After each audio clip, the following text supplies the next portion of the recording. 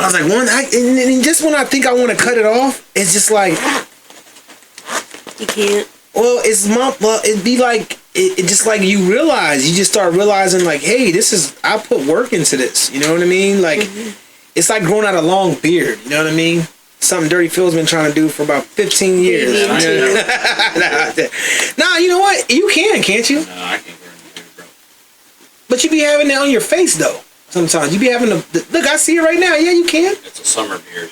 Oh, that's all it is. Some here, some there.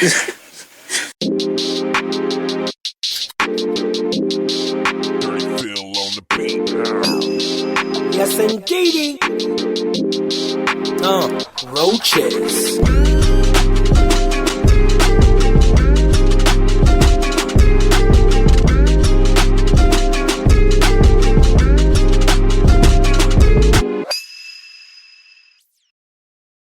Welcome everybody, it's your boy Dirty Phil coming to you live in the exquisite destination, the places of places with all the new and familiar faces. The Stoozium. To the right of me, we got the OG, the Moji, the knock you with the dozy, in your nose till your nose bleed. Smoking that DC. OG, that DC. GC. Big skies, dark skies, the burnt man in the building. And we got... Oh, man. This is beautiful. You know what? Why don't you just go ahead and carry the proverbial torch? This is for you, my guy. You get me. Y'all, we got something special today, man. And as y'all do know, we do this freestyle. Mm-hmm. We don't write nothing down. We don't plan. We just get it in. Right off the cuff. We got someone very special in my life, and you guys already know. We actually got two people here today. We have my daughter, my first true, my daughter. That's all I can say. Any dads understand my firstborn daughter. Hell yeah. Shanai Burton, a.k.a. my bun. A.k.a. Bun, that's how I know. This lovely gentleman in the building who I approve of, FDA approved. We got the applause for that. FDPA approved. Hey. We got her boyfriend Dave in the building. We got Let's the couple go. in the building, baby. This is the Roaches Podcast, and we coming to you on a crazy day too, if you think about it. Yeah. And I didn't realize it because your boy came in. I was like, what shirts haven't I worn yet for the podcast? And I said, lo and behold, it's one of my favorite days of the year. It's Friday the 13th. Yeah. Oh no, we got actually got that. We got shit. We got to do a little. I thought I had the other one, but let's do some thunder. Yes. And let's do some. You know what I'm saying? I don't even like. Thank you for reminding me though, because I was trying to forget, bro. It's the luckiest day of the year for me. Shout out to my man Perry today. He told me to. He's like, you know what today is, Mike? I said, no, I don't want to know, bro. I don't want to know. It's Friday the 13th. First day the 13th. Friday the 13th. And do y'all believe in that? Do y'all believe in that karma? That Friday? Do you believe in bad luck on Friday the 13th? A day that lands on the 13th, which is a Friday. It's superstition. It's something about Friday. And it's because of Jason, right? It's just a movie, bro. Now look. It's just a movie. Now look. They are going. Where are you guys going tonight? Carnival. And where's the carnival at? Mont Alto. Shout out to Mont Alto. Now, with the Mont Alto Carnival, and it's Friday the 13th, do y'all think that Jason might show up with a creeper or somebody out there? It might be me. A couple people start getting knocked off and shit. I've been waiting for this my whole life. I got 5 on it. Yes. Oh, this is wild. Now, before we get into every episode, you only gotta do what is right. Yes. And when it's right, it's nice. And when it's nice, it's with Mike. Yes. We got 2 shots christened up right here. I had to go back to the brown liqueur for my friend here. What are we drinking today? We got that Parmesan pineapple. Oh my goodness. Let's go. And this is not the clear tequila. No, or the vodka. Okay, see, I don't do that. Or in Russian, it's a budka. The budka. Okay. This is the brandy. Yes, brandy. Cheers to love, man. Cheers to love. Love you too. Yeah. You know, was that supposed to say pause? They can say it. They That's already amazing. said it. Yeah, the fans already said it. Pause. They was like, I don't know. weird, but so we got my baby in the building today. We got everyone. Yes. How was your week, man? So far, how's your week been? It went fast. Yeah. It's hard to believe that we're already back and shooting another episode. And it was Monday before I know it, and now it's Friday before I know it. Yes. And boy, it was cool though, because like the build up to knowing like we're on like double time right now. Yeah, man. It's grind time. And when he says that, y'all, we need you to understand that it's not. It's when he says double time, we have double lives and shit. Dude, like we have another insane. life over here, we have a life over here, and then we come to y'all and we do this, and it's out of love, and it's fun, and it's just yeah. But this episode is just gonna be beautiful. This was one that was special, special. though. We talked about it. We were to know how everything would pan out and play out, and lo and behold, quicker than a jackrabbit or date and 2 shakes of a lamb's tail. Yeah. Boom. We in here like swimwear. And before we get there, crazy. I'll let you know this episode is brought to you in part by some gelato cake from District Cannabis. You know what I mean? I don't want to say I harvested this because I wasn't in harvest, but I did drench it. And I gave it all the food that it needed, and right now I am hitting it and smoking it. And do you taste that tender love and care? Bruh, I'm telling you. Is Dr. Green Thumb playing in your head? I'll put it to you like this. I have a job for a reason there, bro. They love you for a reason, and I love them for a reason. You made me want to get out of the automotive business and get into the greenery business. Everybody needs to get into the greenery business. You need to come over. To me, it's like the new military. It's kind of like nurses wearing you see all these females wearing scrubs nowadays. Yeah. It's like the new military. It's like it's taking over, and I'm glad I got in when I got in. And I do want to say that I got in with a purpose, and I gotta shout out. Where's the applause? I gotta shout out myself. You know what I mean? Yeah. And the reason why I gotta shout out myself because I went in and I had a plan. And shout out to my boss Jason and everybody there. But I told him what I wanted to do the first week, what department I wanted to go to. I didn't think it was. I thought it was possible, but to do that I wanted to start there in harvest and move over to drench within a 4-month period, and I did that. Oh yeah. Within about 6 months. It took about 6 months. Hey man. But I'm in, and we make the most on first, not to brag, nothing like that. But little flex zone on it. Yeah, a little flex zone. Come on, man. Shout out to everybody out there, and I want to say another thing. Thank you. This is kind of like getting to my daughter and everything, but thank you for everybody out there that cares about my daughter and what we're about to talk about. And Rick Simpson oil we're going to get into and all that stuff that they provided for my daughter. This is not just a job. This is a family out there, and we're helping save lives. Well, and if you look at it too, it's getting into that realm of the big farmer kind of debacle where, where all these like prescription drugs are just pushed on you and pushed on you and pushed on you.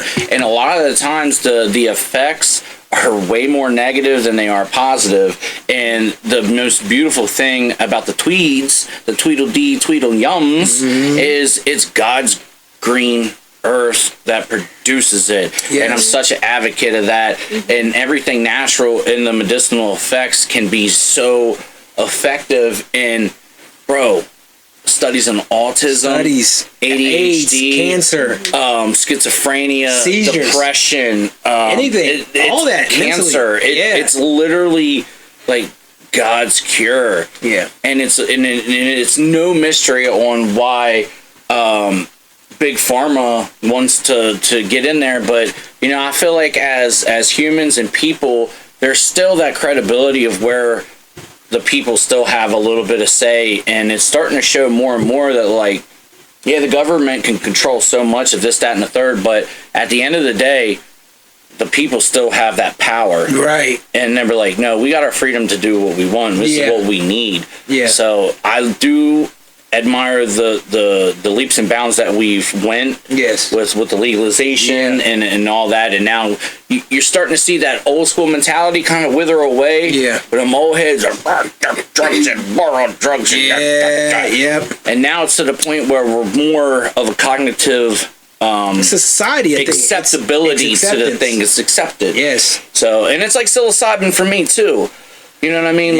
If I need a brain reset.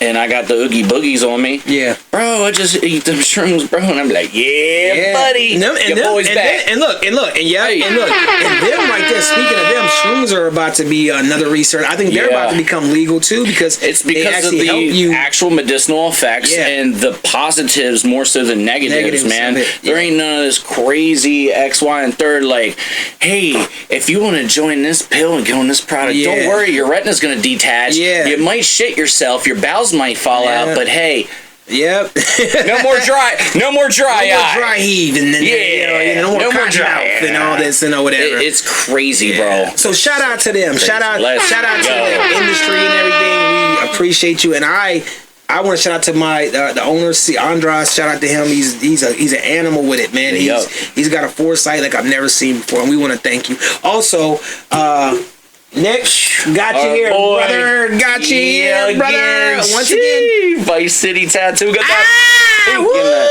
pink in the drink. Yo, it's the sip of the summer, along with the Dirty Phil special. But that's the sip of the summer. Vice City tattoo, pink, baby. Shout out to Nick, man. Vice City, yes, sir. We certainly appreciate it, man. We certainly do appreciate it.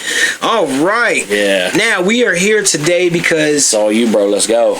It's a special episode today, and for those that don't know, we invited my daughter here today, and we invited her boyfriend here today. Two very special people in my life, so my daughter's going to speak a little bit about what happened, and today we're here to talk about she's having what we call psychogenic. It's psychogenic. I think I'm pronouncing it right. PNES, non-epileptic seizures. A situation happened. Now, as a dad, when you get a call at work, my daughter's really never had any kind of major issues growing up. It's just funny when I say that, because it's a lot going on with her that I as a dad, didn't know. Sometimes, and we'll get into how I didn't know and all that kind of good stuff. But my daughter was involved, and I call her Bun. Everyone wants to know why I call her Bun. First, we'll talk about that. I call her Bun because... Well, let her explain her story, though. Huh? Because you already did the introduction. I did. Yeah. But I call her Bun because she's my first... She was the bun in the oven. She's my first... Loaf of bread. You put that yeast. This is where I go unfiltered and uncut, so please forgive me. 5, 4, 3, 2, 1. You put that yeast in the oven, son. You cook the bun one side, bake it up. Yeah, and so yes, I did. And she's beautiful, ain't she, y'all? She's beautiful. Yes, we gotta give a round of applause for that. But so she's never really had any overlapping issues throughout her life. I think the only thing that was really that we had to deal with you was your asthma, and you had to get shots every week. It was every week. It was something like that. And you had to get one shot in this arm and one shot in this arm, and we got past that. My daughter was involved in an accident, and when she was involved in an accident, certain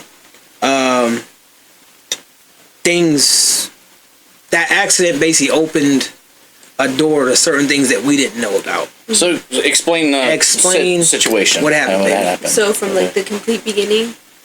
Yeah. Just tell. Yep. Speak up a little bit. Yep. So I was driving Daevian home from work, and I was coming through and under like a bridge. I was coming to a stop. So I'm gonna guess I was going about 5 miles per hour, coming to a stop, and then this lady behind me, I'm guessing she was going at least 35, 40 miles per hour. And she slams into me. I don't remember if I hit my head or anything. I just remember getting out of the car and asking if she was okay, all that. And she asked if I was okay, and I said yes, because I thought I was. So then I drove home perfectly fine. Maybe a couple hours later, I started getting severe pains in my head. So I asked my mom to take me to urgent care. They said I had a concussion. So they sent me home, and then in the middle of the night around, what was it, like? I like 3, 4? Yeah. It was like closer to 3 or 4 a.m. I guess I was having a seizure. I just woke up and Daevian was like holding me down, like asking if I'm okay, and I'm like, what? And he was like, you just had a seizure. And I was like, what do you mean? Because seizures don't run in my family, but my aunt has them. So I was like, okay, well, I mean, I guess that's possible. But I was still a little scared because I've never had seizures in my life. Right. So I think I had like a very, very long seizure at some point. So my mom took me to the ER. And they were explaining to us that we can't really rule it out as a seizure because we don't know for sure. Right. So, what happened after that? And that's because of like the electro pulses like in your brain. Yeah.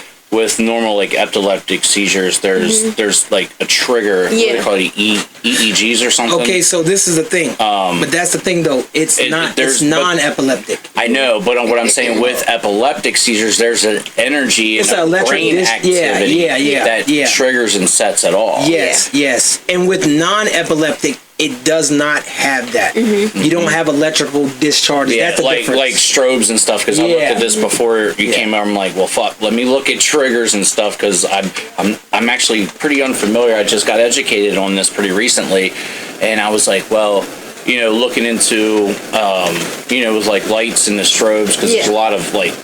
Cha-cha-cha-cha. Yeah. So I wanted to make sure that there wasn't going to be any kind of thing, but that's what's wild about it is it's more of a traumatic trigger. Yeah. Yes. So it can set off of like, correct me if I'm wrong, depression. Yes. PTSD. Yes. Or like some kind of psychosis or traumatic like effect. Yeah. On you. Yeah. Right. Now I don't know if you remember this, Phil. Back when you and Kai did Dopest on the Mic. Her auntie that she's speaking about is Auntie Haley. Auntie Haley had a seizure watching that video because of the strobe lights in here. The lights, you know what I mean? Like it gave her she ended up having a seizure. But I'm not sure if she does she have epilepsy? Your phone's fucking the camera. I do think so, yeah.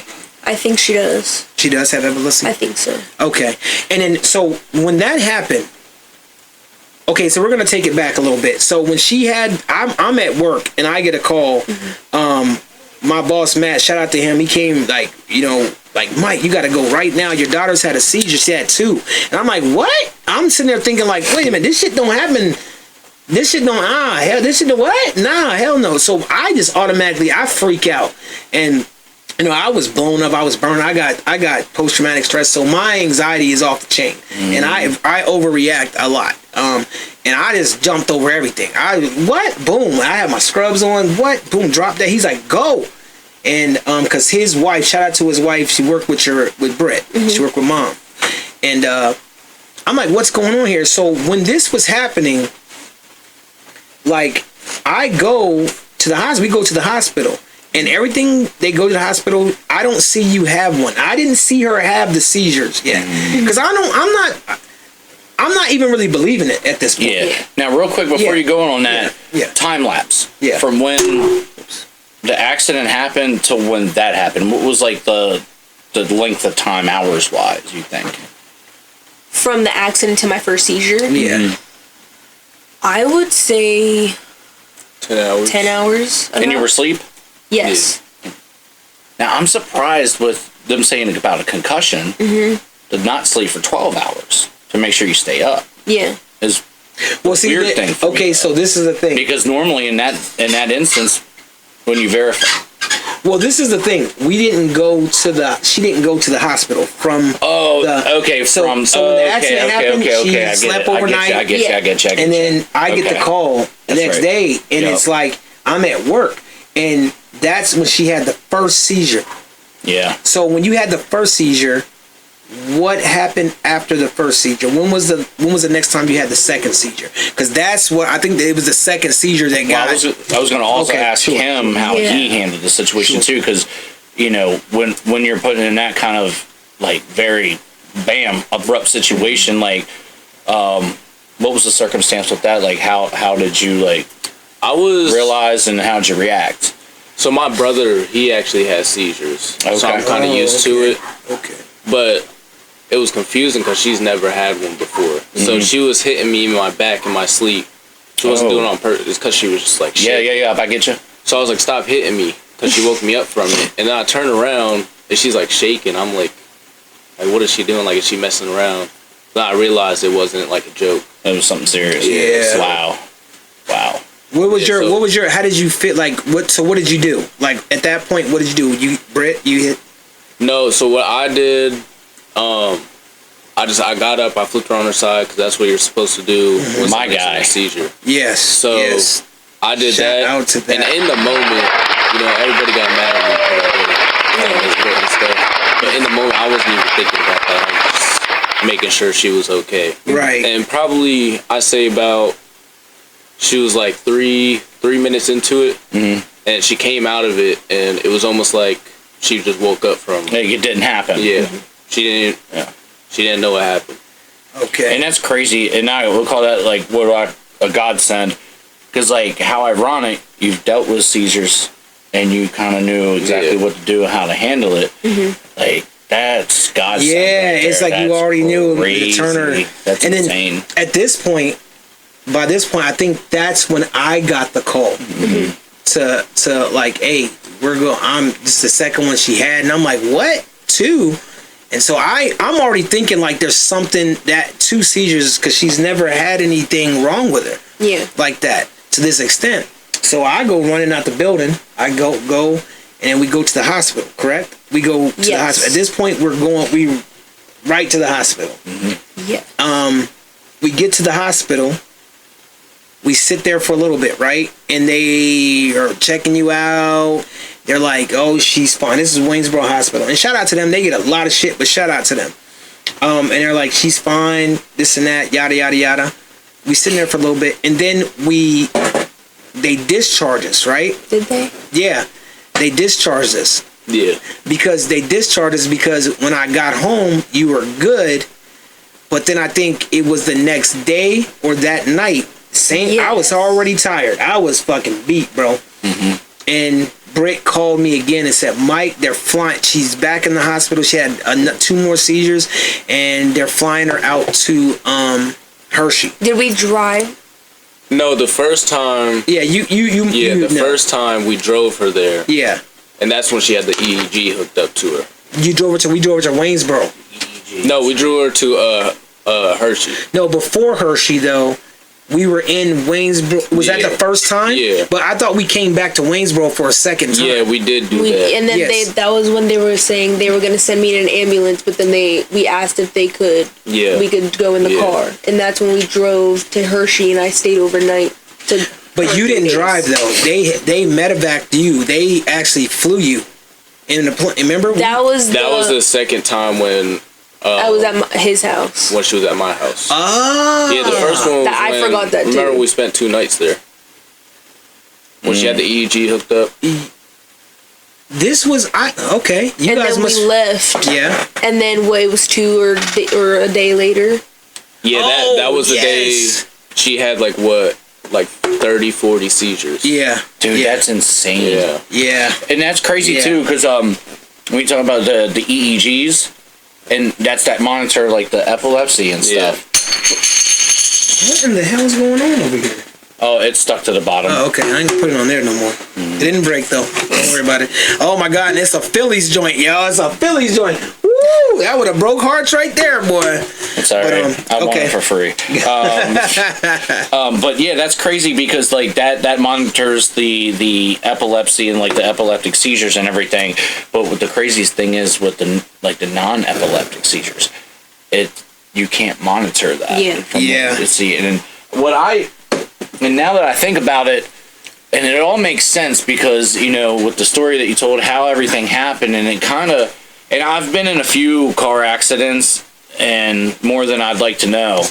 And that adrenaline that you go through initially, it's like an outer body type deal. Yeah. So when you snap back to reality and everything kind of calms down, like your nerves go through such a like jolt. Yeah. So I could see where like the residual happened when now from like, because that's extreme. That's a lot. Yeah. But I did touching on see, that. I asked her.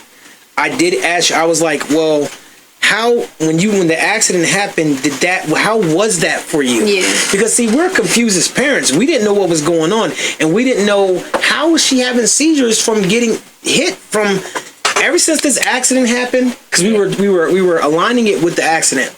Ever since this accident happened, our daughter's been having seizures. What the hell? And so to me, when she explained it to me, I sat there and asked her, and I was like, baby, was the act? Because I guess my daughter looks at me like I'm a warrior, and we try to be hard, and we do this. And I'm like, baby, did it scare you? Because when the accident happened, she was like, Dad, I'm fine. I'm fine. The lady hit me in the back, and I'm good, and I'm fine, and blah blah blah blah. But deep down inside, I was like, nah, my baby don't want to tell me that it shook her.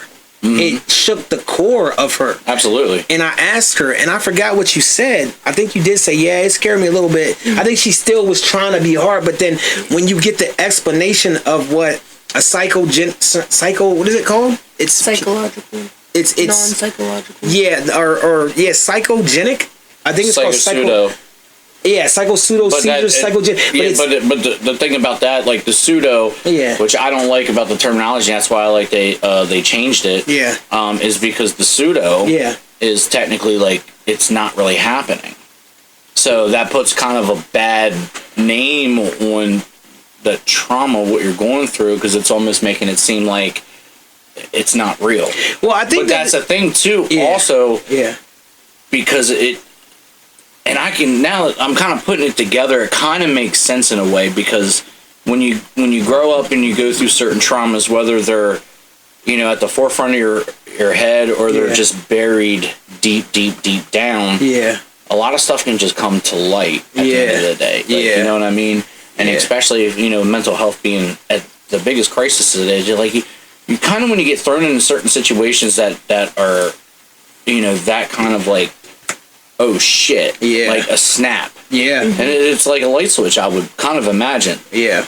And it kind of lets you realize, like, obviously we can't take this life for granted, number one. Mm-hmm. And number two, you never really know what kind of like deep down trauma, like, kids hold. Yeah. Or we hold as humans at the end of the day. Yes. And it could take, here's a notch, you're good. Here's a notch, you're good. Yeah. Here's a notch, you're good. Yeah. But those notches, they tie a tight fucking bow at the end of the day.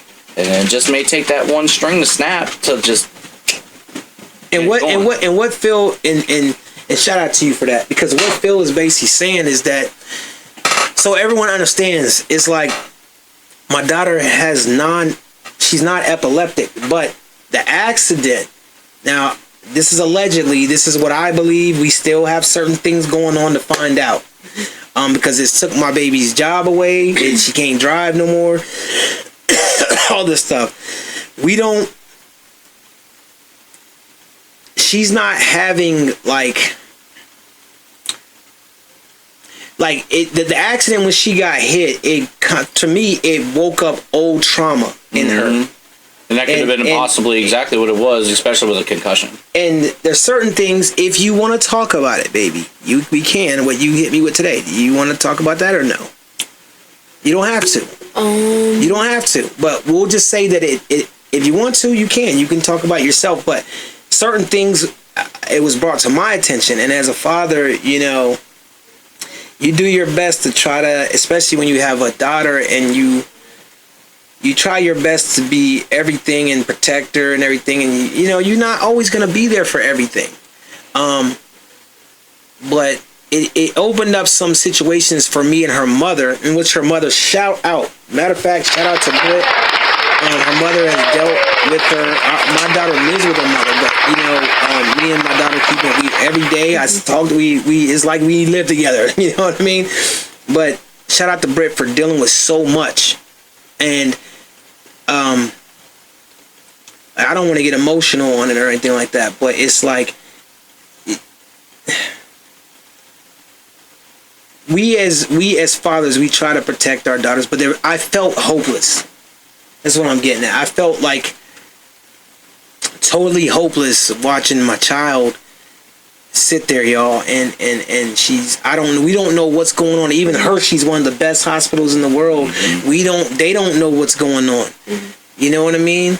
And it's like this accident opened some trauma that I didn't know about. We talked about certain things, but there's some stuff going on, and this is more of a physiological. So everyone understands. She's non-epileptic, which means that there's nothing electrical going up there, no discharges or nothing like that. This accident, in my opinion, opened up a door for stress. It's more psychological. And for her, I know it's stress. My daughter puts on it's not a front. She's just like me. You can't see the stress. Mm-hmm. You know what I'm saying? And a father's intuition just tell you something deeper. And she probably will never tell me everything, but she lets him know. And this is what I want to get to is you. You're a safe space. Yeah. I got to tell you, my man, I don't want to get emotional. I'm trying so hard right now. But I want to thank you. You know what I'm saying? Yeah. Like, I really got to take my hat off to you because this young, just so you guys know, as a dad, when your daughter, they've been together 3 years. 3 years they've been together, right? Mm-hmm. Almost 3 years? Almost 3 years. Yeah, and this man is... That's an eternity, This young man has proven to me that night, that time, but he's proven a long time ago.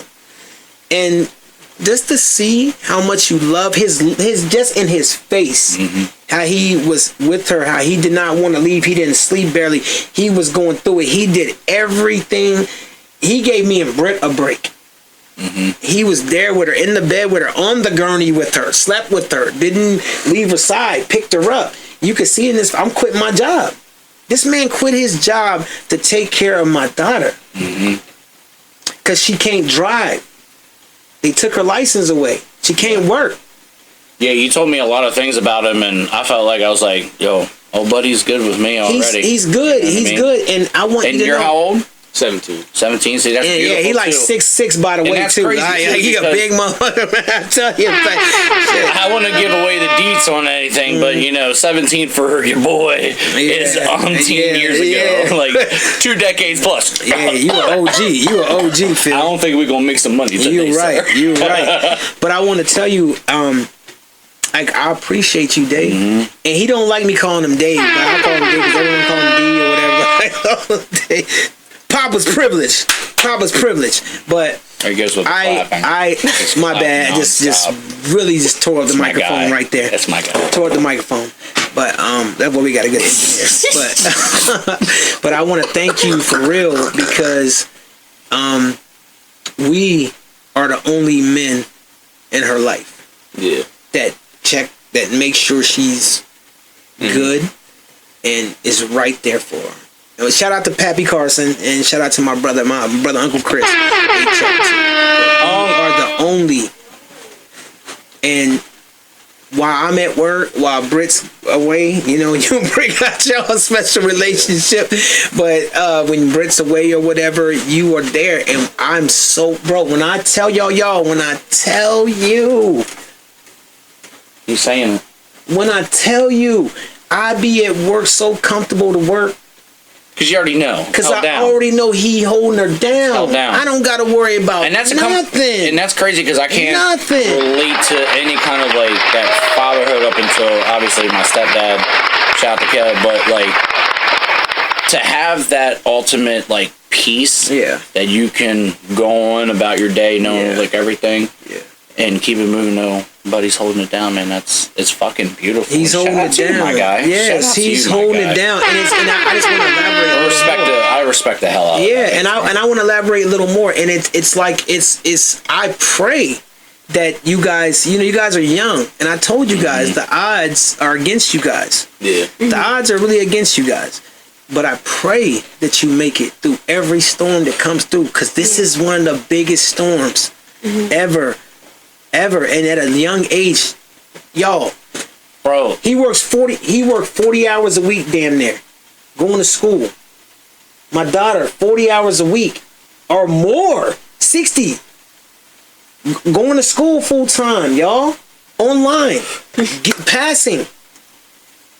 This is, come on. My daughter has her own business, by the way. What's your own business, baby? Shout it out. We're gonna get into it. Okay, we'll get into that. But my daughter has her own thing going on. He has his own thing going on. But together, the conglomerate, they inspire each other. They're best friends.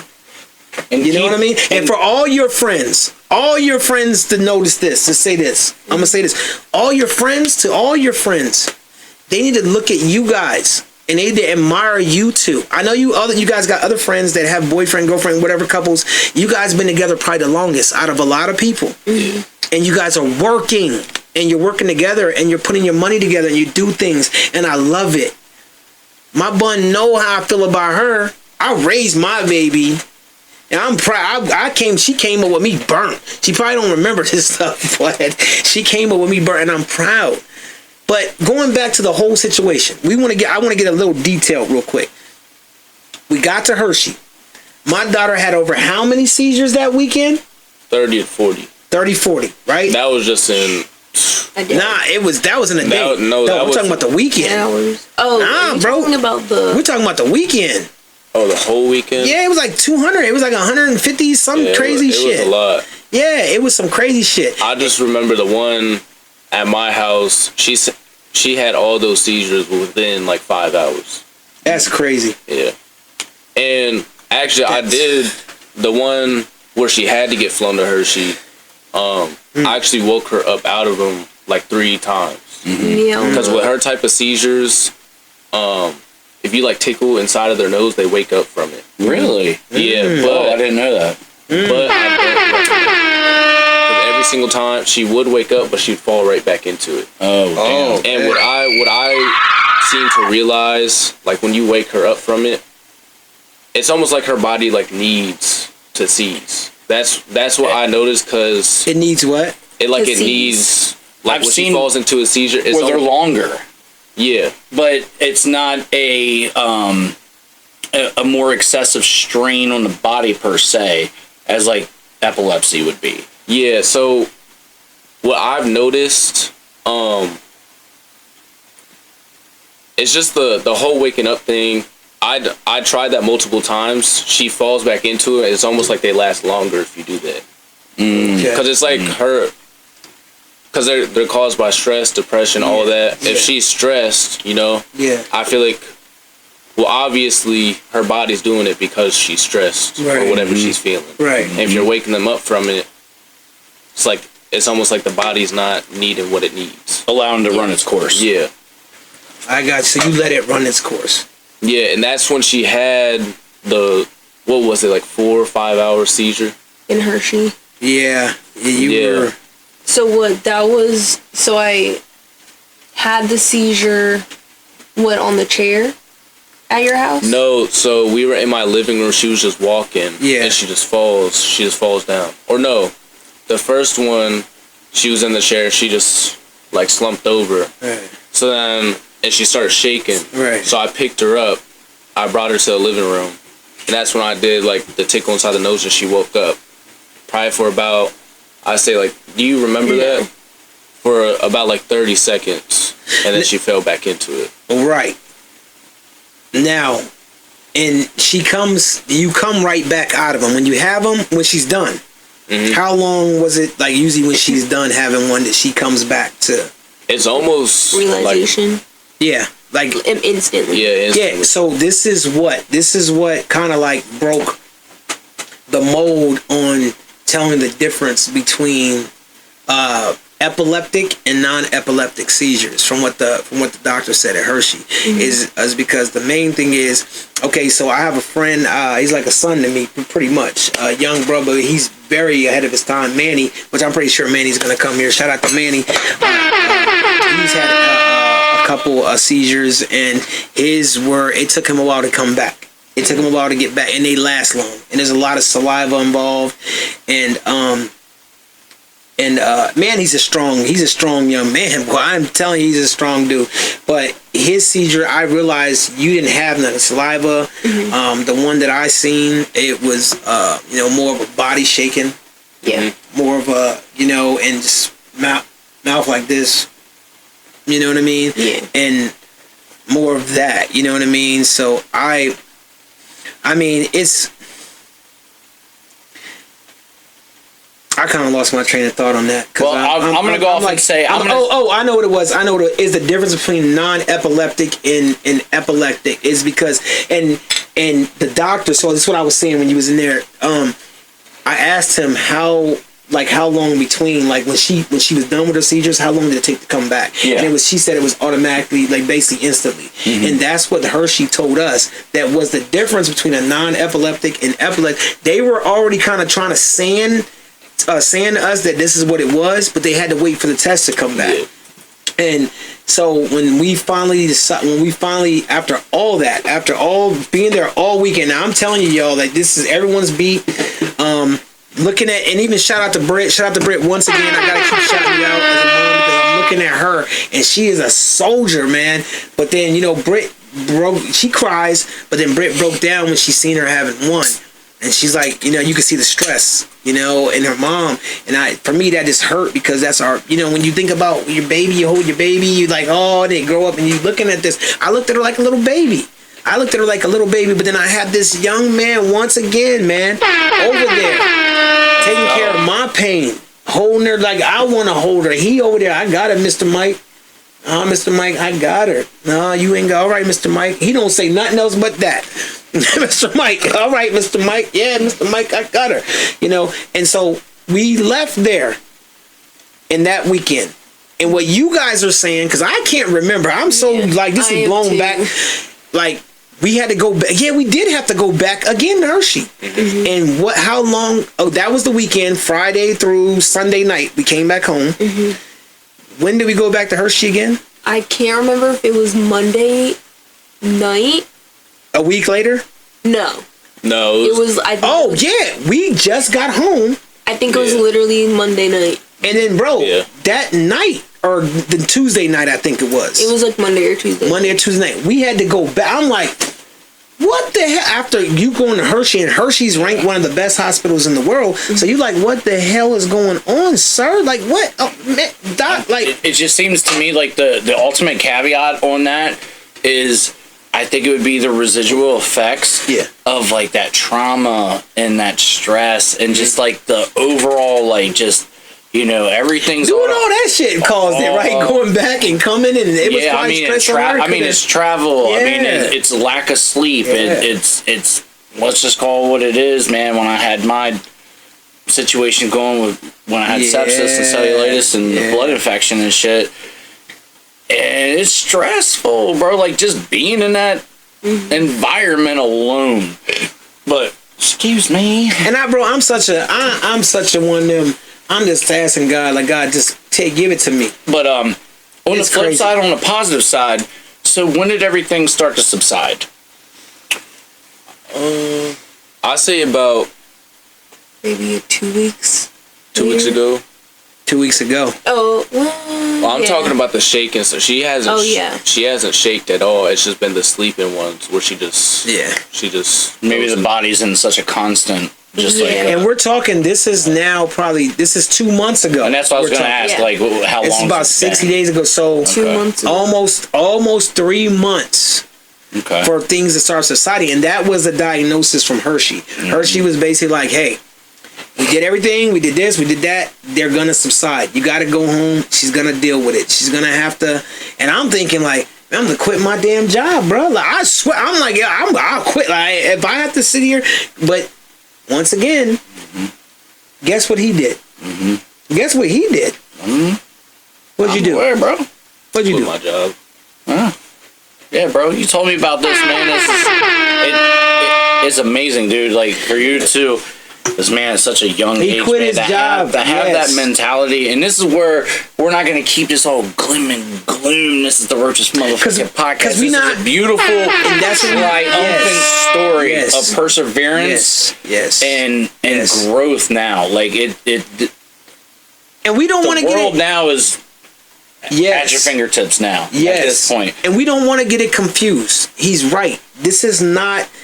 For one, if you're a Burton, no one's gonna feel sorry for you. No one felt sorry for me. I got blown the fuck up. Hey, it ain't. No one's feeling sorry. He's right. It's a story of glory, story of triumph. Because baby, it is gonna subside. Now, I did do a little bit of research, and it said within the research that it can be up to the average up to 15 years. They had a patient do. He went 5 years without having one. Then he had one, and after 5 years. But the average is 15 years to see completely. But again, what was the trigger? It could be that it's that. Right? But you got to think about it. They probably went through a lot of triggers in them gaps. I just think that it's. I don't know, bro. I'm not a neurosurgeon. Yeah, it was more of like a rhetorical, like, because you gotta figure with given the knowledge that you know, and what's crazy about this whole thing is there's really not a lot of scientific evidence behind it. Right. There's really not. Right. And it's like CTE with like football players and shit. You can base your opinion. Or just, not even just in football, but like wrestling and stuff. And like the Chris Benoits and the Antonio Browns and the Sean Merrimans and the Aaron Hernandez and the list goes on, and people who had like serious like brain injuries. Yeah. That caused a lot of like neurological disconnect, and it showed like the activity within the brain and everything. Yeah. But I say that to say is a beautiful story. You guys could have a movie. Yeah, it could be a whole damn hell. The whole family made a movie. And this is on camera, so don't steal my shit. I'm writing a fucking movie. You sons of bitches. All through camera. But no, seriously, like perseverance. Yeah. No, man, shout out to you. Yes. Shout out to you. Yes. I mean, bro, man, I'm old now, bro. Like, listen, I'm just gonna keep it young, like, I'm gonna keep it to you like this, man. 320 type shit, and just to see like this kind of like connection, partnership. Yes. I think more than any, like a partnership, understanding. Yes. And I think a lot of things that could like, you know, reel you in too in the same spot, not only like the love factor and how you feel, but at the same time, you got some history with this kind of thing also. Yeah. But when you bring those parallels together, and they just seem to match up universally, and what do they call that? Fate? Mm-hmm. You get what I'm saying? Yeah. And some people just, out of weird traumatic experiences, can find the happiest ever after ever. Right. I mean, I don't mean to sound a cliche, because that sounds cliche as fuck, like some Disney story. Nah, you're right. You gotta have patience behind that shit. And patience. Yeah, and you gotta have this patience. dude seemed like he's patient. That's the only. Look, I'm gonna tell you right now. That is your greatest gift. And because I know how my daughter is. You know what I'm saying? And she's a good woman, but I know how she is. You know what I'm saying? You dealing with my attitude and Brit's shit. So they a set of batteries that just work together. What? Listen, I'm telling you right now. Make the TV remote. My daughter knows ain't no nigga gonna tell. Hey, you know what I mean? But I'm full of jokes. You have to. But you gotta know how to treat. I always raise her. Listen, you know when your daddy is, girl. No nigga tell you. I swear to God, I will. And I know she's that way. But I also taught her, hey, if he good to you, treat him good. Treat him good. You know what I'm saying? So because of that, it ain't much. He's a rescue. You know what I'm saying? Dinner's on me tonight. 2020. All right? Dinner's on me tonight for you guys. All right? So I just want to celebrate you guys. Big Skie's coming in. I know y'all don't get no damn pretzels. Go out to eat. Go get something to eat or whatever. You going to go to the carnival and shit and get, you know what I mean? Well, go have fun at the carnival. Dirty Phil can cash app you. I don't have cash on me, but I can cash app you. I'm going to throw you. Yeah, y'all Uncle gonna Phil go. Over here. Yeah, y'all going to go. So you... Yes. Uncle Phil. Uncle Phil. Won't he love me no more? Which is so fucking crazy, though. Yeah, it's so crazy, bro. Because it's like, if in the world of the Roaches Podcast, doesn't really understand or quite understand like where we go back essentially. Yeah, bro. We're talking 12, 13, 14 years ago. I mean, people, the real fans, they know. But you gotta understand, Phil is a brother. He's a part of the family, and we're a part of his family. So it's like a lot of. And you're right. For the new age people, they don't know that. You're absolutely right. We go back. When we talking about back, y'all was. He said he's got that Vice City. He's good. It ain't clear. Nah, I can't. I gotta be responsible. You know what? I always make the right choices. Shout out to me, yo. Yeah. I make the right choices. I know that. You know what it is? It's that too. One. It's I'm that taking one. Another one. And he at home. You know what I mean? But look. I know that one shot. It ain't gonna do me bad, but it might be that one shot that might make it a little blurry for me. You know what I mean? While I'm driving. So I don't want to, and I'm smoking. Nah, still, if I can speak from outside, I read. Yeah. I read the room, and I'm very good at it. Yeah. Man, your serotonin and endorphin levels are at an all-time high now, dude. You're on a high more than... I'm good. Your brain's going like... It is, because I'm happy because I got my daughter and I got Dave on the Roaches motherfucking podcast. Yeah, and this is so legendary, too, because as entrepreneurs in a certain aspect, and... was that a joke? No, that was a rim shot. Yeah, it's a... Oh, I timed that shit. Let's go. We gonna keep that. That was a joke, but on some real shit. Yeah. As some entrepreneurs, as you and I, doing the music thing, podcast thing, we got some motherfucking young entrepreneurs up in the building. We do. And we do. What I'm saying? And that's what we're going to get into. Good segue, baby. We got to keep that positive vibes up in the building, and you love animals. You say, absolutely love animals. And I can kind of get it because, I mean, Mr. Ben is the temperature reader. Look at him. He's a gargoyle. He literally will sit there and he's like, yeah, motherfucker, I hear what you're saying. You're talking to me, but I ain't looking at you. But my ears are perched in a certain way. Oh, I'm going to look away. I got this certain look. He gets it. Look at beautiful Mr. Ben. Looking like a mix with a wolf. A hound dog, beautiful. Oh, dude, he's beautiful, he's man. A Pokemon. He's beautiful. And you gotta catch them all. But he's coming with me if anything happens. But keep that thought. Keep that thought real quick. I got you. Lastly, so everyone knows what the outcome of this is. They've been subsiding. What did I give you 2 weeks ago that we're gonna go through this quick. What did I give you 2 weeks ago and did it help? So he gave me RSO. It's an oil from District Cannabis, by the way. Shout out to oils. Yep. Very concentrated. All right, Rick. What is it? Rick Simpson oil, by the way. And I've been taking it. I took like about maybe a quarter of the little tube. Mm-hmm. Is it a dropper? Yeah. Tincture. Tincture, yeah. I took that and it really helped me relax and sleep, actually. And I struggle a lot with like sleeping and staying asleep, and it actually really helps. Right. And it's been helping? Yeah. Now, ever since then, we know in the past 2 weeks, things have went down a little bit. It's calmed down. How many seizures have you had in those 2 weeks? In the last 2 weeks? Yeah. Would you say roughly? Would you say, Dave, you would know? She probably has at least one a day.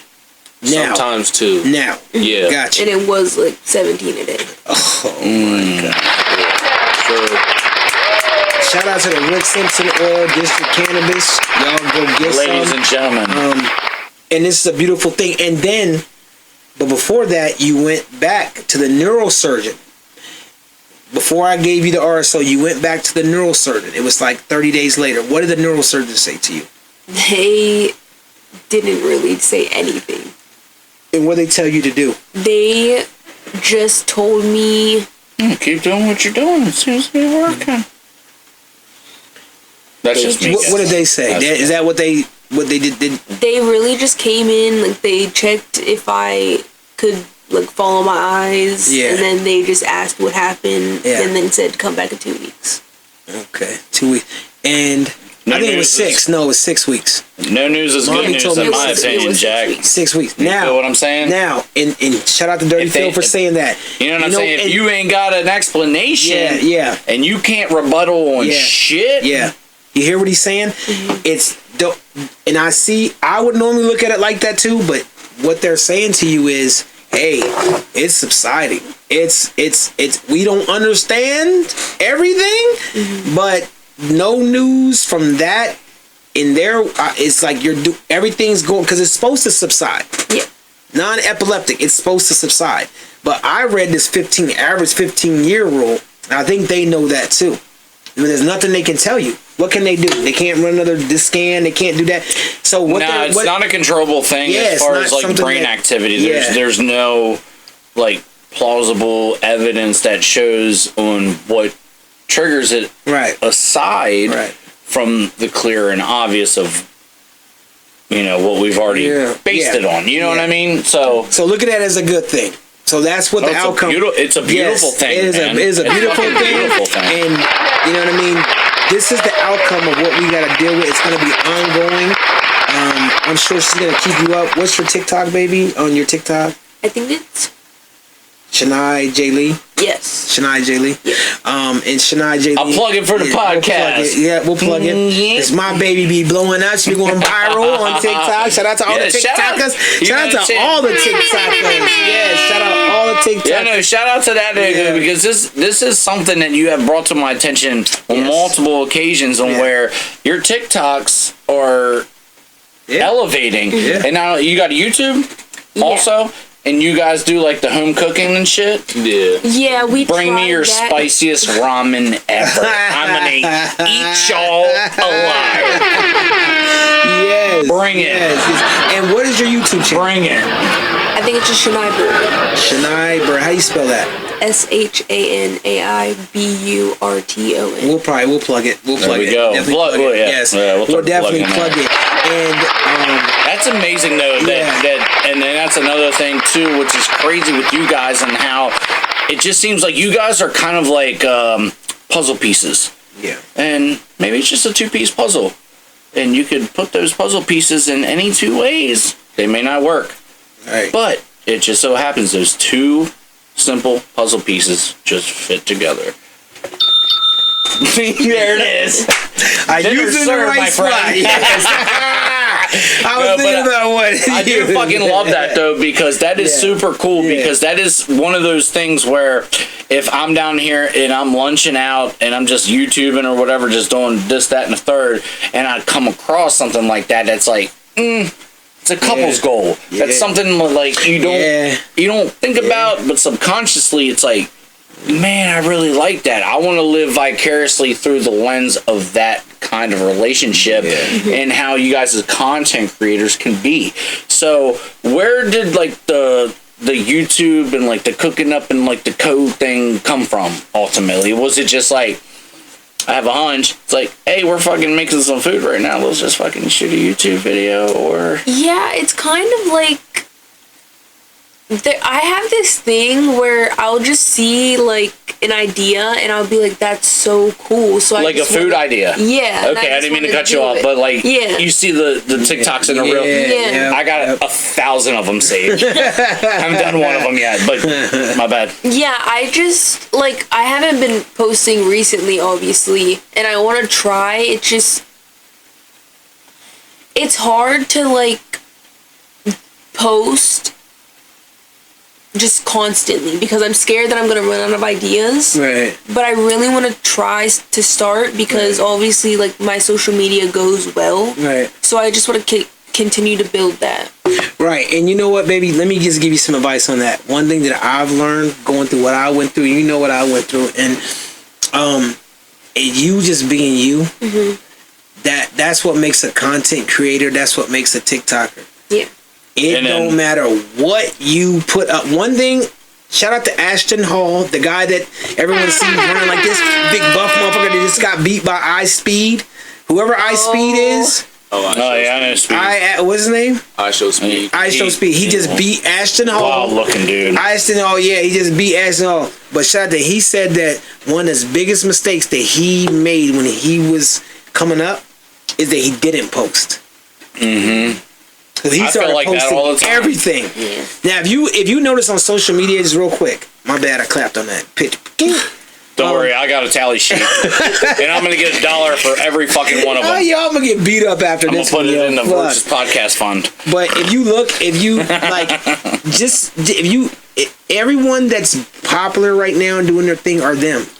It's something different about them. I mean, I feel. And just be you. And here's where I feel like there's an avenue that's not being it's wide the fuck open. Yeah. You got an open highway right now. Yeah. We're in The Walking Dead.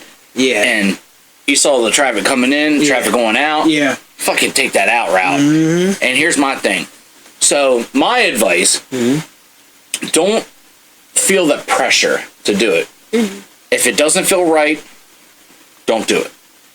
If it feels natural, organic, embrace it. And then after that, it'll start.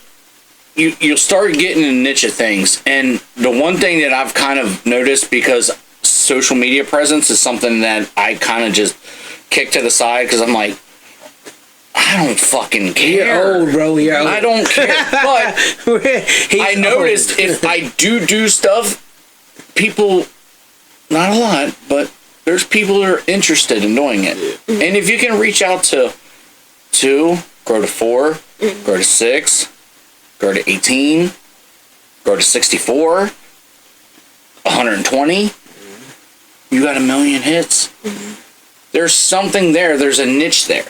What you need to do is tackle the niche. Go through your social. Go through like the videos that hit the hardest, but accumulated the highest hits.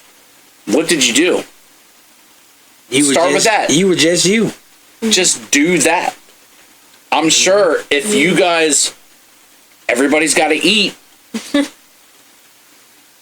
Yeah, my baby I'm can lying, pull I'm some dying, bread. bro. Yo, she can pull some bread in. Listen, everybody has got to eat, and your boy gets suckered in some food content. I love food. I love looking at food. I love eating food. You can tell this body wasn't sculpted from walking. But all I'm saying is, like, you find that niche, find that fine line. You guys obviously have a clear chemistry that links you guys further beyond than just like that. Yeah. You guys have a branch off of like, come to whatever the fuck could happen in the long term of, even with our production stuff, you guys could have a reality show. And that I can literally fucking see it. On top of that, doing like some food shit and just like your day to day, and you guys like, especially with you and taking care of her. You know what I mean? You've already established like that kind of relationship, that like just dedication. And it's fucking beautiful. It's heartwarming. And I don't like to be sappy and lovey-dovey because I'll cry. But I'm a big softie for real. I will fight the fuck out of you motherfuckers. Topping off of that is y'all with that love and everything that they inspiring each other and motivating each other. And not only inspiring each other, but it's going to inspire everybody else, the story to come up. There is a fucking... But you know what it does? It inspires them. Topping off what you said, it inspires you to do what? It inspires you to create together. It inspires you to go on and do your own thing. And that opens up an avenue on like more things. Not like your day to day, right? But then you can aspire to do something even further than that. Yeah. Like start your own business. Bang. What a segue. What a segue. We didn't even have to point that out, though. Y'all knew. Y'all seen it. It's a great segue. Great segue. Oh, my goodness gracious.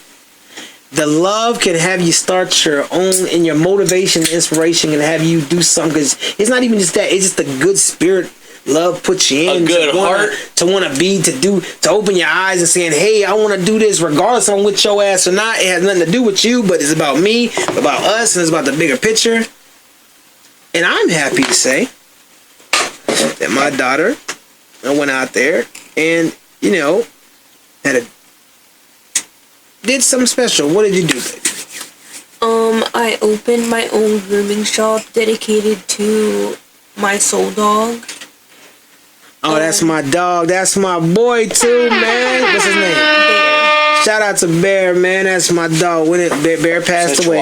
October, I think it was October 28th. And what kind of dog was he? Pomeranian. Oh, Yeah, he was right. a big Pomeranian. He was a little fatty, God. man. He was like a little football. You carry a little, you know what I mean, porcupine. That was my boy, my little bear, my Barrington. And you dedicated to him. What's it called? Wagging Divas. And do you have it up? Do you have it? What's the handle on it? What's the face? What's the face? It's called Wagging Divas. Yeah. And why'd you name it that? I feel like I just wanted, like, I feel like most grooming places are kind of, I don't want to say basic. That's like, No, I say I don't want to say basic, things but can it's be like, basic. it's all the same thing, I feel like. So I just wanted to try something different and add like a little me into it. Yeah. So I just tried to do that. And I remember when she sent it to me, she was like, "Daddy, this is what I already knew it was gonna hit, bro." I'm like, only thing that I would have changed as dad is I would have took the G off of wagging. Wagon. Yeah, Wagging Divas. You know, nah. You know what? Nah. Let me take that back. Yeah, nah. I'd have kept the G. Hey, because you always got to keep a G. Yeah, because people misunderstand that Wagging Divas. Like, I don't get that. The dog sells wagging. You know what I'm saying? Wagging. And that Wagging. is a sign of happiness. Yes, absolutely. Bang, bang. And I'm so proud of you. I just want to give you a round of applause for doing this, because I ain't gonna lie to you, man. It's how you brought up. It's how kids are going off of how they're raised. If you got a determined mom and dad, Hey, no matter how. We got to cheers. You see what this motherfucker trying to do right here? Entrepreneurship Yes. at a young age and fucking ambition. Oh yes. Shout out to Ambition, by the way. What's that podcast is out right now? Yeah, but that's not even about that. That's not about that. Shout out Shout our out to boy. Ambition. But it is facts. Ambition at a young age, motivation, goals, aspirations to achieve and become bigger. Absolutely. That's Cheers fucking crazy. Cheers to you guys. And I want to say, for those of y'all that are old school and that going to talk that shit, because you know you will. Yes. I'm smoking with my daughter. My daughter, we smoke. Man. And you know what? Hey, I don't want to hear that shit. Your family's your family. You see my daughter's doing what she doing. She ain't slacking. You know why people are she mad? Ain't doing what she. And I don't want to hear that bullshit. No, here's why. It's because I'm Skie's, goddammit, and I'm doing the daddy. you're doing on the camera with kind of a bonding relationship that people wish they could do off camera. They can't be them. They can't. Look, they can't be. Look, baby, how long I been smoking? Eons. No. How long I been smoking, baby? Eternity. I'm waiting for it. She don't got. How long I been smoking? I'm gonna assume like. See, I'm calling him old. No. Look. You hear what she about to say? I'm gonna. You know what? I'm waiting to hear what she gonna say. No, I want to hear what she say. Well, how long I been smoking, baby? How old are you? 17. All right. How long I been smoking? I'm gonna assume probably around the same age. Yeah, like, see, now, what she basically said, this is so crazy. See, this is my baby for real. I was going to say my daughter don't know. You know what I'm saying? Because I've been smoking before she been born. Bro. It's been heavy in the house, boy. Yo, I used to hang around. When I was under teen, I was hanging out with teenagers in the old cul-de-sac of old Morgansville. Back in my day, I'll tell you what. We would stand at the end of the cul-de-sac where my friend had with the garage door open. He had an old Dalmatian named Dallas, which is fucking lame in my eyes because I hate fucking Dallas. Go Birds. But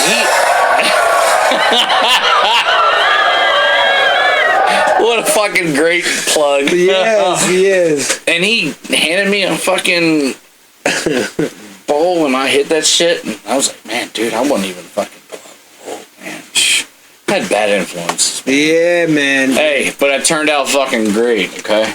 Hey, but she had, look, what I'm saying is, I get what I don't want to hear that bullshit. Yeah. You know what I'm saying? I don't want to hear that shit. And if you understand marijuana like I do, I'm involved in it heavier than I've ever been. We ain't talking about no illegal shit. It ain't that old fucking bullshit where they told you, like, you smoked up, you're gonna be like this. Yeah, no. And it was like the old 90s commercial where you're melting, like, well, the dog didn't like you no more. And listen, you weren't yourself. Absolutely. Yeah, like, that shit's fucking bullshit, absolutely. Bro. Shut the fuck up. And just let you know, the RSO my daughter has, just so y'all know, we do our research around here.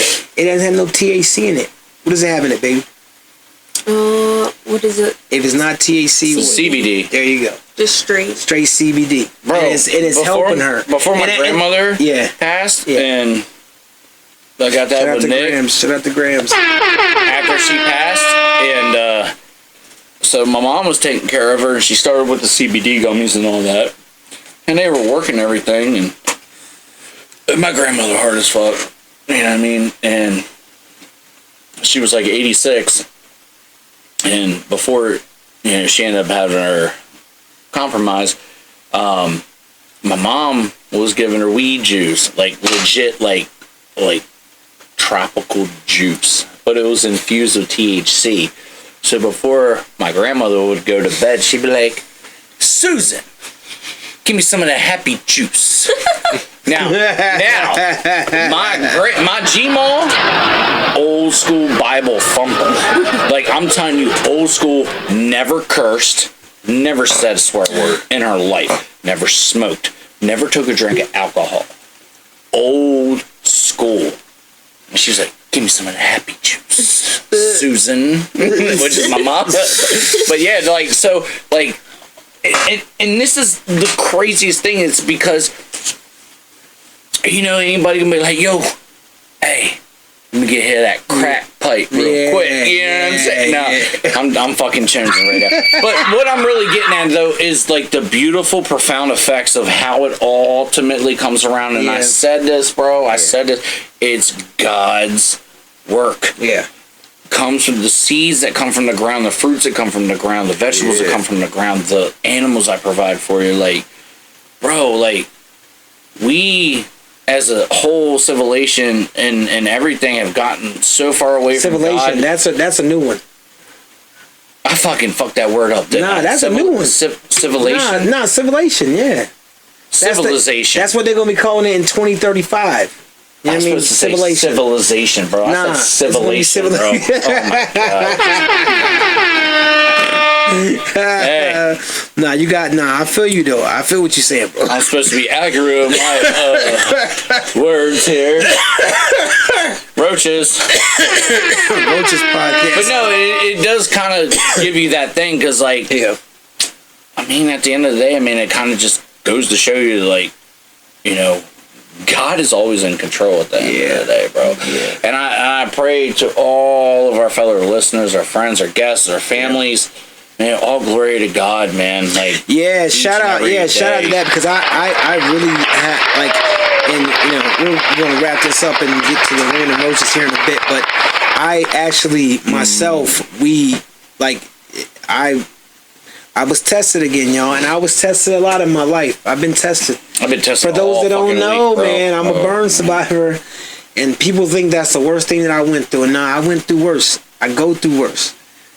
I don't even want to talk down on that and say, but I, as a father, nothing compares to even seeing my daughter when I first seen her having a seizure. I'm just sitting there like, because, you know, you love your kids the same if you have a son or a daughter. It doesn't matter. The only difference is I think there's more compassion for a daughter. Oh, that's my thing. There's the whole stigma of, like, daddy's girl. That's a stigma. And then mama's boy. Well, it's that, but it's that, but you got to understand. But is it society? Well, I got luring you. See, I got 2 daughters and 1 son, so I feel like I do show my daughters more compassion. Of course. So it's like, it ain't like that with everybody. It's not like that with everybody. Because even what we're talking about, basically, like, going reverberating back to the earlier part of the conversation where you felt helpless and shit. Yeah. And that's that warrior mentality of you would go to war, do whatever the fuck you need to do. But that was a situation where I was Leonidas in my brown. Like, but guess what? You can't kick nobody into the hole. There's nobody to kick. You couldn't do anything. Yeah.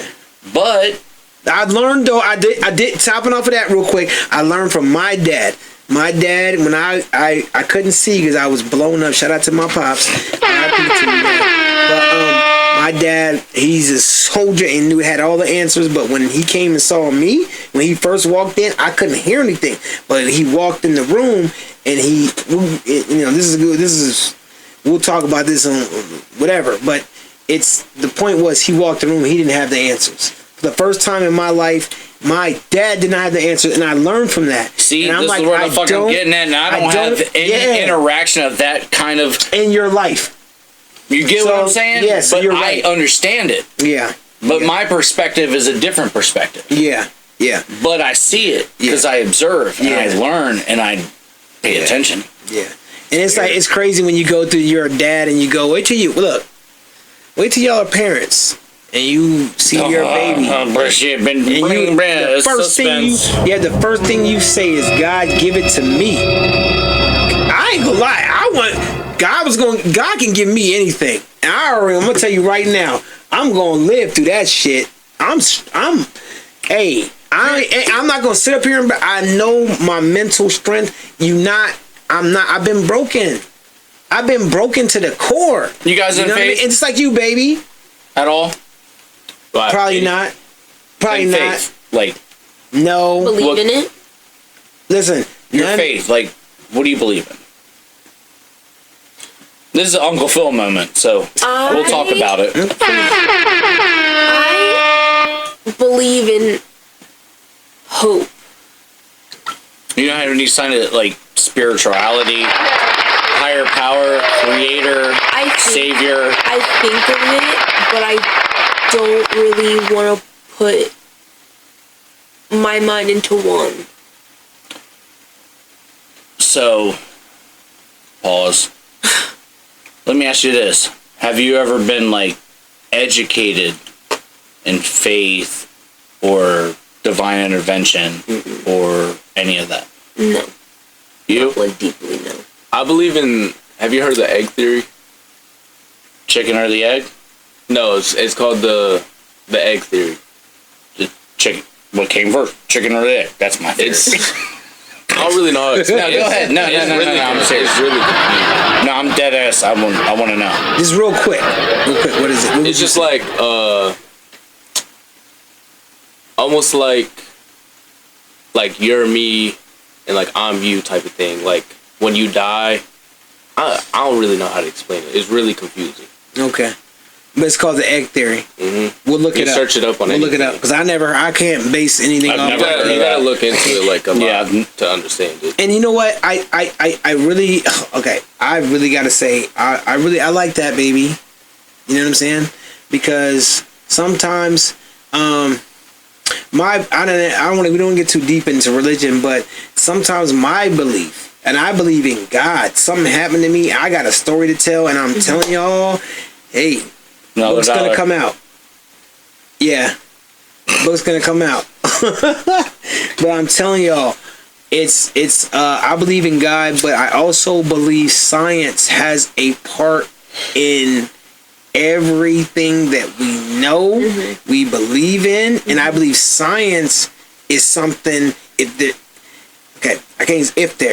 science is something that had to be with God. God created it, or science created God. I'm gonna leave it at that. Because science it explains everything. Right or wrong, right? I don't say right or wrong, but science gets you to a. It might not even get you to an answer. It might not get you to an answer. Contradictory bullshit. It might not get you to an answer. Right. But it's science. Don't get me worked. Yeah. Look, me and Dirty Phil are gonna sit here one day and push play, and we're gonna do a podcast about all this shit. Cause me and him, y'all want to see us go back and forth. We gonna go back and forth on this shit. Because he said something about Jay that I still got stuck in my head to this day. We gotta do a podcast like that. You know what I'm saying? We gotta get busy. That would be a good one. Yeah, we gotta do it. But anyway, so all I say to say that, because I was curious, curious minds, and I am an observer of people. I study people. I also love people. I also fucking hate people too, because you could be a son of a bitch. If I hold the door for you, say fucking thank you. Okay, I'm gonna say right now. I'm just kidding. I gotta interrupt it. Anyway. He don't hate nobody. This guy, stop. He don't hate nobody. I don't believe that shit. He don't have a hate bone in his body, man. He may get mad, but he don't got no hate. We'll continue this shit off camera, but we have got to crest in this beautiful fucking episode of perseverance, overcoming, strategy, if you think about it. A little bit of strategy. Entrepreneurship, drive, perseverance, strength, power, and love. Good.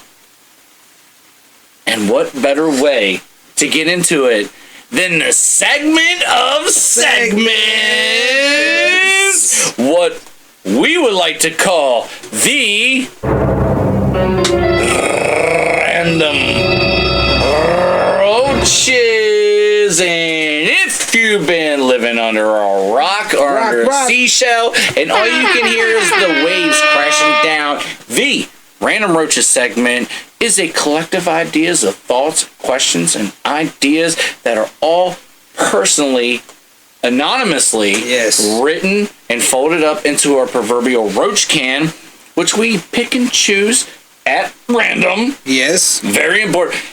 Trump moment. Very important. Random roaches gotta be random. If they're not random, they're not real. Quite frankly, fake news gotta be random. Yeah. And we have every guest and special person, even ourselves, who just throughout the week throw them in the motherfucking can. And we have got to get into that. Yes. It's the fucking Random Roaches, ladies and gentlemen. This is how we set off every fucking episode. And let's get to it.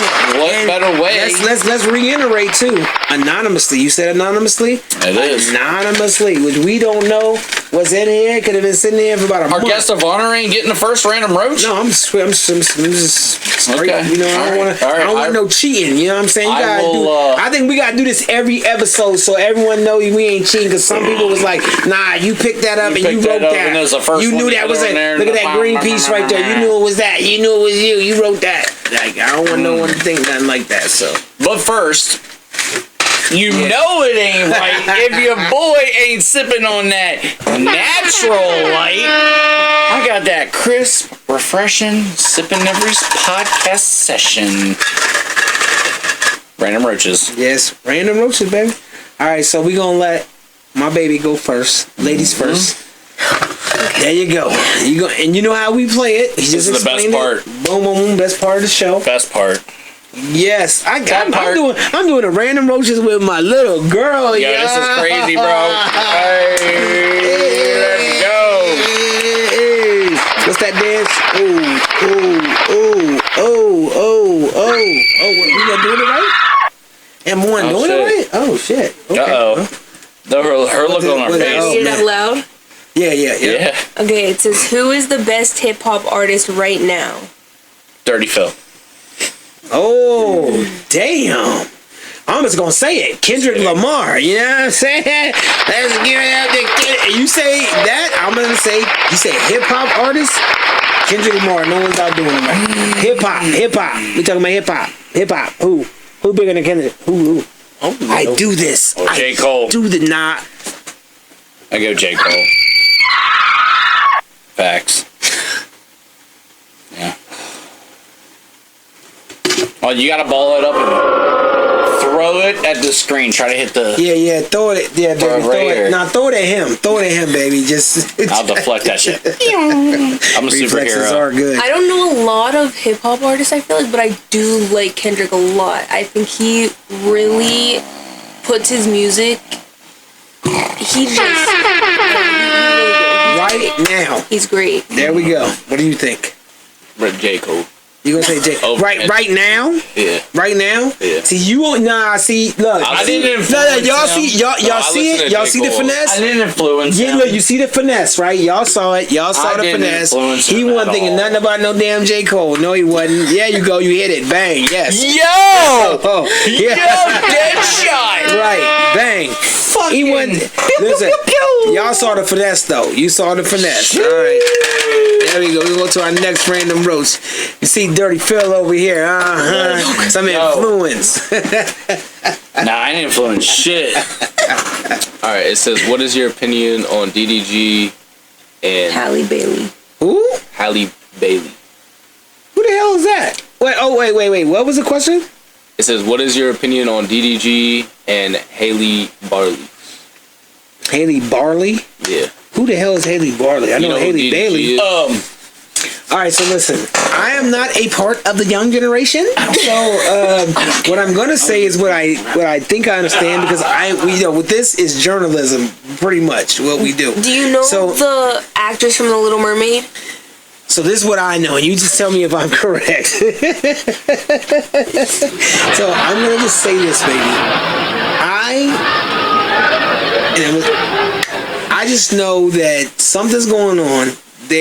This guy DDG is a streamer, or he's a podcaster, or he's something. He's like a Kai He Shanai. makes music. He's a streamer. He's a whole bunch of stuff. He's very famous, and she is an actor in Little Mermaid, which went viral. It did great. It was a great movie. I watched it like 5 times. So they have a baby together, and I guess she was trying to leave with the baby, and he was like, no, because she did something, and he. Man, who wrote that? What was the question again? Fuck that What was is. the question again? Apparently. What was the question though? Like, what is your opinion on? Oh, what's the opinion? And so, I think that there's just 2 young people who weren't in tune enough in their relationship. They had a lot going on, and now because they have a baby together and they're just too young and explosive, they have personalities. They live 2 different lives. Who are we even talking about? DDG and Haley Berry. That's what I'm saying. We're apart. We're old, Phil. You don't know nothing about them. I could tell by the way his look and his face. He don't know nothing. And I don't either, Phil. I'm just getting what I'm saying. Anybody correct me if I'm wrong, God. No, bro. We should be ashamed. Or should we be happy? Hey, man. Nah, should we be happy? No, I'm not ashamed. I'm happy. I'm chilling, bro. I'm happy. But anyway, so what I just know a little bit. And they have a baby together. Beautiful baby. And he tried to stop her from taking the baby. Beautiful babies. Apparently Great she went through very severe postpartum depression. Yeah. So he, I guess, wasn't caring, I'm assuming. Most men don't. So wait, was a man postpartum?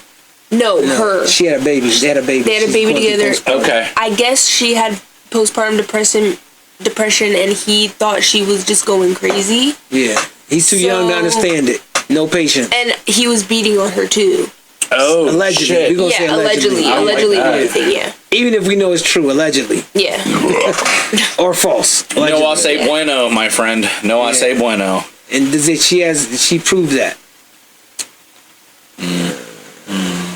And so, and what is the problem? What is the issue? They have a baby there. Yeah, I guess they're just definitely not in the right space to be together at the moment, in my opinion. I don't know what they're gonna do about the child. Did you do one? The child because of what? Like they're both. Yeah. Okay. I don't think they're both okay. Yeah. Right now. And you mean mentally? Yeah. Okay. So, but they both got money. Yeah. Money. And are they popular amongst the young generation? God, I feel old.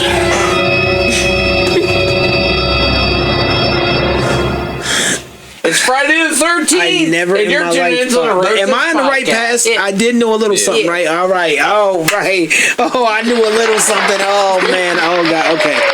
We gonna move on. Woo. I feel hesitant. What do you think? You already gave your opinion on it? I mean, I don't know. I feel like a lot of just famous people, they put their family into the World. Yeah. And then, I don't know, people that watch them, they almost like make it worse. Yeah. Like they turn it into something that's not supposed to be. Yeah. You miss out on the authenticity of like family. Yeah.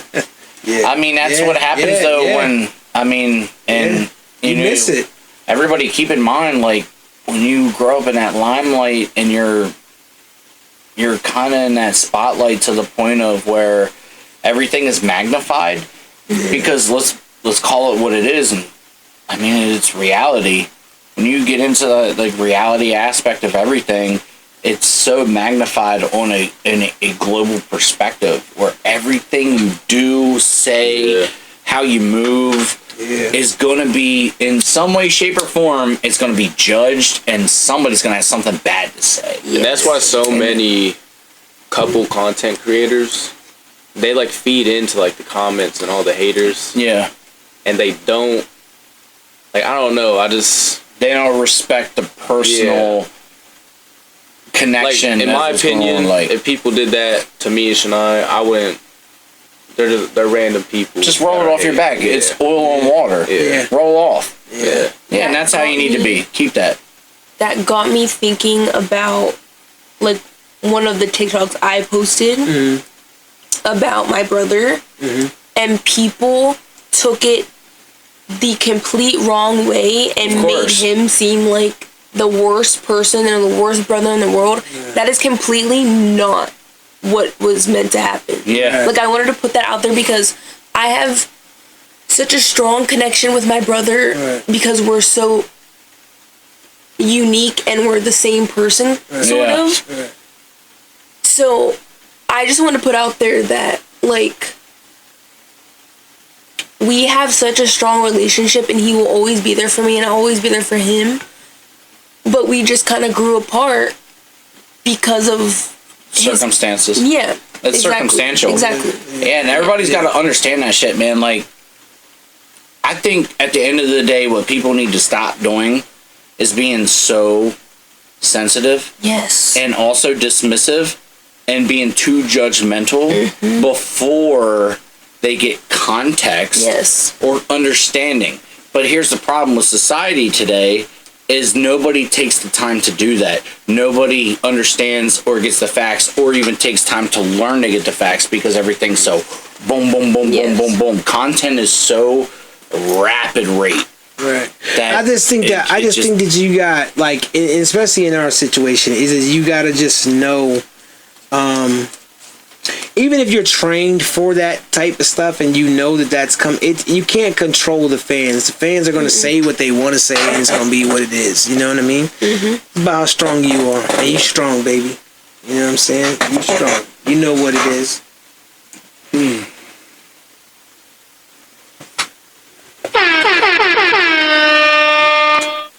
DJ horn, motherfucker. Alright.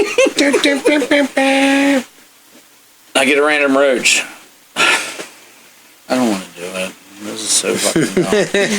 I get angry at these things. I just, so you know, he knows it. And it's like random roach, but oh, it's so fun and stuff. It's like, come on, bro. Let's get fucking creative, you sons of bitch. Everybody comes on the Roaches Podcast. Get fucking creative. And a middle finger pointing, you. And the fans, too, because I be writing down some stuff from the fans. You know what I mean? Like, what do we got? This one's not horrible, but it's... Best solo hip-hop artist from a group. And that makes me so angry because I don't fucking know. Best solo. Wait, Bolo. Wait. What is it? What is this? That best solo? Best solo hip-hop artist from a group. So, a solo artist who deviated from a group is what I would presumably understand as what that question is. So, who started in the group? Justin motherfucking Timberlake, baby. No, hip-hop. He's hip-hop. Timberland produces shit. That's hip-hop. Hip-hop R&B. We'll talk about that. We'll talk about a sidebar for Justin Timberlake, because I can see it. Okay, are we talking about Dipset? Joel Santana. Well, when you say hip-hop... Are we talking about G-Unit? 50 Cent. When you think about that... What are we fucking talking about? We can't say 50. D12? Eminem. You can't say 50, though. Mobb Deep? Nah, we can't Obviously, say Eminem. it's fucking... Started in Prodigy. The group. No, started in a group. Or not Prodigy. What do you guys think? The other one. From y'all generation. I don't know if Camila Cabello is hip-hop. Who? Oh, you know what I think? You know what? You know what? I don't. Suspense. I don't even know. I don't even know who y'all listen. But listen, I'm gonna give y'all one. What? And y'all correct me if I'm wrong. We talking about hip hop, and that can include R&B now. Someone y'all probably thinking about who's big is. What do y'all think? Now, this comes to mind. I ain't saying this person's number one, but Megan Thee Stallion. She came from a group? Did she? I have no idea. The City Girls? No. Or whatever That's girls? Young Miami. That's Young Miami? Diddy shit. So Megan Stallion's not a part of a group? No. She didn't come from a group? No. Are you sure? Yeah. You 1,000%. Fucking Google it. All right. Come on, mother. Fact check me. Listen. I'm not saying she did, y'all, but It's the Roaches I Podcast, don't ladies know. and gentlemen. I didn't know if y'all did Megan knew Thee that. Stallion come from a group? No. Yes, she did. Nah, I'm just playing. Nah, no, she didn't. I didn't. She forget her record. I didn't flinch one fucking time. That was Young Miami then. All right, shout out to you, brother. Shout out to you. That's some good shit. But yeah, Son that's of a biscuit. okay. Damn. I'm trying to think. It started in a group.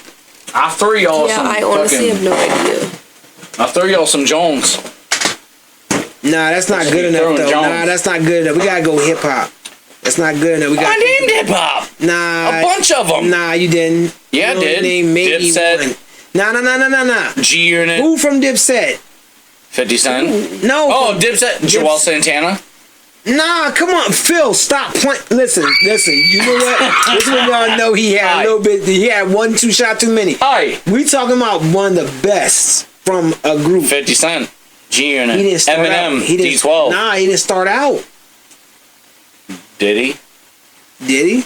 Did he? We gonna find out soon because he on trial. But nah, man. I'm gonna say, look, I'm just going off the top of my head right now. Oh, don't kill me. I want to say Jeezy. Jeezy? He started with the Boys in the Block. The Boys in the Boys in the Hood. Boys in the Hood. Yeah. It's off the top of my head. I know that. I know he's big. He's big, but nah. There's someone out there that's bigger. You know what? Oh my goodness gracious, Bro. Oh my goodness gracious. What are we? Bro, come on, bro. That question. Oh my. We should be ashamed. I know what the fans are saying. We don't know our shit, bro. It's Lil Wayne, bro. It's Lil Wayne, man. From fucking... Stop playing. It's Lil Wayne. From Hot bro. Boys? Listen, y'all better not argue with me on this shit. It's Lil Wayne. What a full circle episode that It is has came Lil to Wayne. be. It is Lil Wayne. Holy moly guacamole. But the Carter 6, whoa, different story. But he can still spit. We're not gonna go on to that, and we're gonna do a run of the random notes. We're gonna move on to the next one. Your money. So many. I don't know if I want that. Now let me not look. Right there. That was fate. All right. I called it. All right. Oh, you're so loud. I am. I'm just like, dang. He's uncontrollable. Yes, at this point. Who do you want on your podcast? Locals? Famous people? Do you support a small guy? Hillary Clinton. Yo, listen, one key thing. Who do you want on your podcast? Locals, famous peoples? Do you support the small guys? Listen, we are the small guys. Wait, the small guys? Are we talking them. that M word that nobody can mention? We are them. We're the Midgets? small guys. Yes, bro. I don't give a... We are the small guys. Yes, we are. And for real, yes, that's what we do. And that's what you're going to see more of it. You're going to see us out more. You're going to Actually, I want to see a full podcast of tall guys. Just everybody like 7 foot tall, like our boy right here. Almost 6'4". Almost 6'4", yes. That's crazy. Yeah. How are you? 17. Voice deeper than mine. Problem. He's going to end up being like 6'6". 6'6". 6'6". He's not going to stop growing until he's about 25, man. 30. I don't think he stopped growing. I was actually calling you, by the way, to ask you about your extended warranty. I'm fucking clowning. Phil, sit down. All right, man. All right, but baby, I've never used that before, so I was like, I want to send a special thank you, baby, for you guys coming out. Mm-hmm. I hope that we did kind of educate we still learning because it's a mystery to even the doctors. Yeah. It's a mystery, man. And my baby's here. You see, she ain't had one seizure, and I'm glad we ain't have to get that on camera. You know why? Because the vibrations are wouldn't have shown it, but amazing. It's the the Roaches Podcast is a positive vibe. Yes. It's good. Yes. And it's through Zium, man.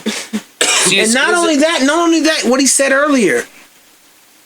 We didn't do this podcast to feel sorry for my daughter. You see how she is right now. You see how beautiful she is. It is. You see how the king. You see how her prince is right here.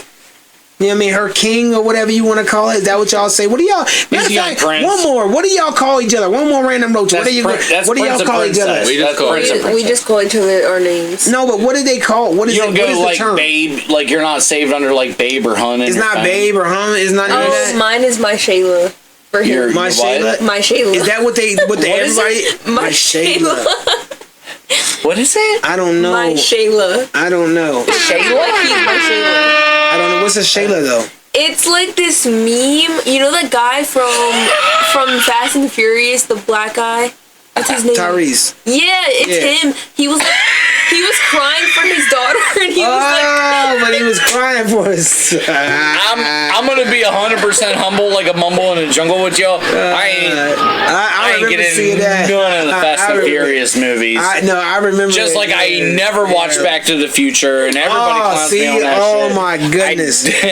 Yeah, you shouldn't have said that. You shouldn't have said. Look, I say it all the time. I don't care. Oh my goodness! But you judge me. No, you're gonna have to watch that shit. See, I'm gonna force you. I don't have to. You're gonna be chilling with me. I'm waiting for the new Jurassic Park, man. It's the 7th Jurassic Park. Oh my god! I gotta get another screen. I'm ready for a new Jurassic Park, bro. But we're grateful, baby, that you guys were able to make it here today. It means a lot to me. And yeah, we're right down to the roach, baby. Right down to the roaches. Shout out to the Roaches Podcast. No, it's What's your information then, baby? What's all your information? Your like our IG plug, baby. TikTok. Do you remember it? Do you know any of it? I think my Instagram Shanai Burton, my YouTube Shanai Burton, and my TikTok is Shanai J. Lee. Okay, got you. What's your stuff, Dave? Mine's just Daevian 2X on everything. How do you spell that though? It's Daevian. Got you. 2X. And 2X. Mm-hmm. All right, we gonna plug it. Gonna plug that joint. And I need you, Miss Lady, get all your socials flat across the board. Okay. Everything needs to match. Okay. Cause your boy. Yep. 30 filled with 2 R's. Yeah. Fucking everything. Yeah. Ain't nobody duplicating this. Yeah. Because the 2 R's is the deepest thing in that. You know what I mean? Extra dirty, but super clean. Thank you for coming and sharing your stories or anything else you want to share with us. You guys, anything else you want to share? Wagon Divas got a phone number or anything that they can call? Plug. I'm located in Gettysburg, and they can follow the Facebook to see all my information. And what's the Facebook? It's Wagon Just Divas. Wagon Divas. Got you. Yes, let's fucking go. DJ Horn, applause on that. And once again, Dave, we want to say thank you so much for coming and bringing her. Thank to both of you to coming through on the Roaches Podcast. This is crazy. Man. This is the most monumentous episode. It's you could say whoever what. I just want to look at it like it's just more of a. I love the informativeness in something, and I feel like it's something special in my life because it means something. This is one of the most personal. I think this is to learn the most. Not only personal podcast on a family level, but also on like you at your most vulnerable. I'm telling you, I'll be honest with you, bro. I was over there in the corner. She don't know I was over in the corner like, Ritz over there like this. What's wrong with you? All right, everything gonna be. What's going on with you? Hey, you good? I'm like, I'm good. You good? Hey, you good? I'm good. The men be the bitches in the relationship, but when that shit happened, bro, between the mom and the dad, and you go there, you know what I mean? You see that shit, boy. I'm telling you, boy, in a man's heart, you got. You be driving because that's your baby. You remember that was your bill. You like Like crazy, I told her I protect her, but hey, God is working His magic, and you're good. You're still beautiful. You know what I'm saying? Both of y'all. You know what I'm saying? You're gonna go out tonight and have a good time. I'm happy. You know what I'm saying? Because I remember them days. Going out, just be careful. Be careful out there. You know what I'm saying? Some crazy shit be happening and everything. But we just want to say shout out to y'all.